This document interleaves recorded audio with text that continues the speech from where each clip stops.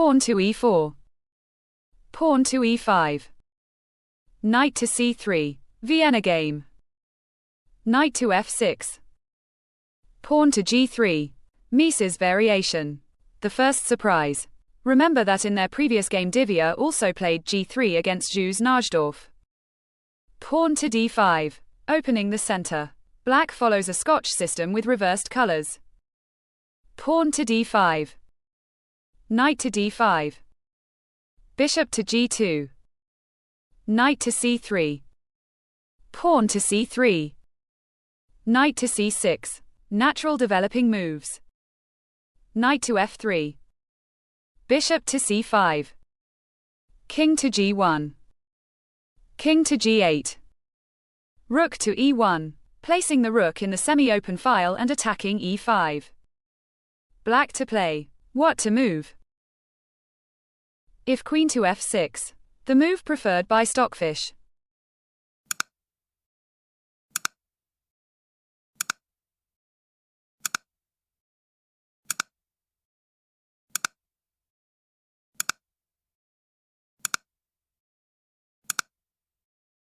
Queen to d7 with equality.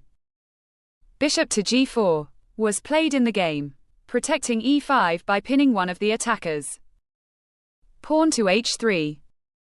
Bishop to h5. Pawn to g4. White wants the e5 pawn, even at the cost of weakening her kingside. Bishop to g6. Knight to e5. Always grab the free pawn. Knight to e5. Pawn to d4, a great move. Forking knight and bishop. More precise than immediately taking the knight with the rook. Black to play. What to move? If knight to g4.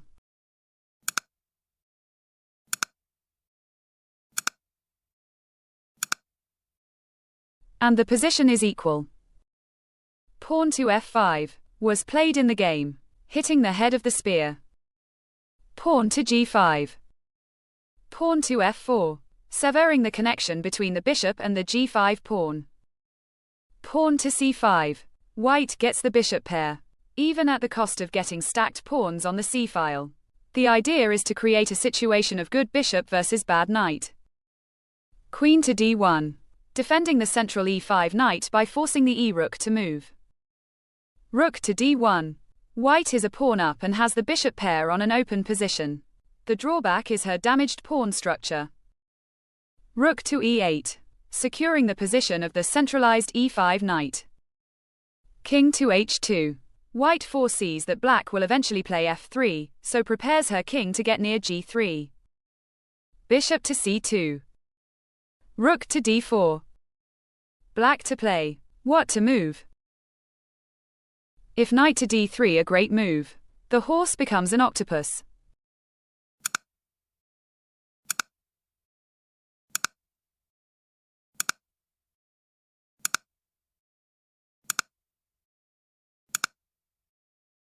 Bishop to f5 with equality. Knight to g6 was played in the game, defending f4 and unblocking the e8 rook. The drawback is that the knight is temporarily in a more passive square. This is a new position. There are no games from here in the Lichess Masters database.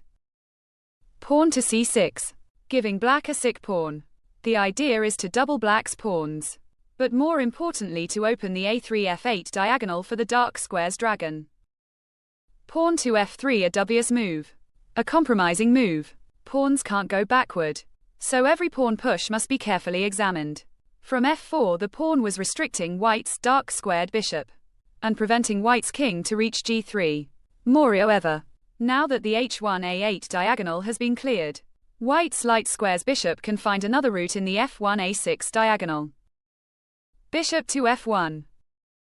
Pawn to c6. White to play. What to move? If bishop to e3, the move preferred by Stockfish.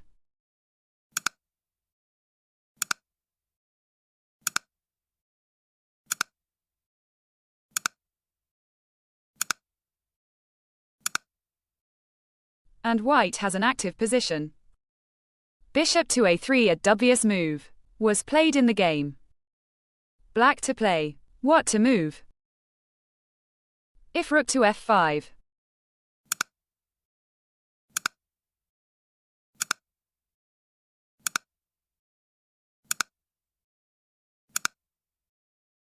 Bishop to d5 with equality. Rook to f4, a blunder was played in the game. White to play. Pause the video and find the right idea. Tick-tack, tick-tack. Hope you get it. Black underestimated her problems in the 8 rank. Rook to e1, a brilliant move. Black to play. What to move? If rook to e1, a mistake.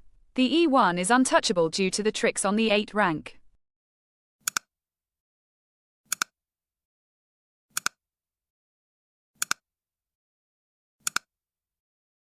Rook to d4 was played in the game. Rook to e8. King to f7. Rook to c8. The rooks start their contest to see who grabs more pawns. White has the advantage. The bishops outplay the knight in an open position, and also coordinate better with a rook. Rook to a4. Rook to c7. King to e8. Bishop to c5. Attacking a7 and defending f2. Rook to a5. Bishop to a7. Knight to e7. Defending c6 and decreasing white's rook mobility. Black is getting near time trouble. White has half an hour on the clock, and black 10 minutes. Bishop to e3. Knight to d5. Rook to c6. Knight to e3. Rook to e6, getting the piece back with the rook, to keep the f3 pawn blocked. King to f8. Rook to e3. Bishop to d1, a dubious move. Rook to e1. Bishop to c2. Pawn to h4. Rook to a2. King to g3, activating the king. The c-pawn will decide the game. Rook to a3. Pawn to c4. King to g8. Rook to e8. King to f7. Rook to e3, another pawn falls. Rook to a1. Rook to f3, white is 2 pawns up, now is a matter of technique. King to g6. Bishop to d3. Bishop to d3. Rook to d3. Rook to g1. King to f4. King to h5. Black managed to activate her king, but now the c-pawn is unstoppable. Rook to c3. King to h4. Pawn to c5. Rook to g4. King to e5. Rook to g5. King to e6. Rook to g6. King to d7. Rook to f6. Pawn to c6. It was easier to first defend the f2 pawn. Rook to f2. Pawn to c7. Rook to f8. Queen to c8. Rook to c8. Rook to c8. 2 connected pawns on the 6th rank, or one on the 7th and the other within 2 ranks behind it, generally win against a rook. However, this pawns are far behind. Pawn to h5. King to e6. King to g4. Rook to c4. King to g5. King to e5. Pawn to h4.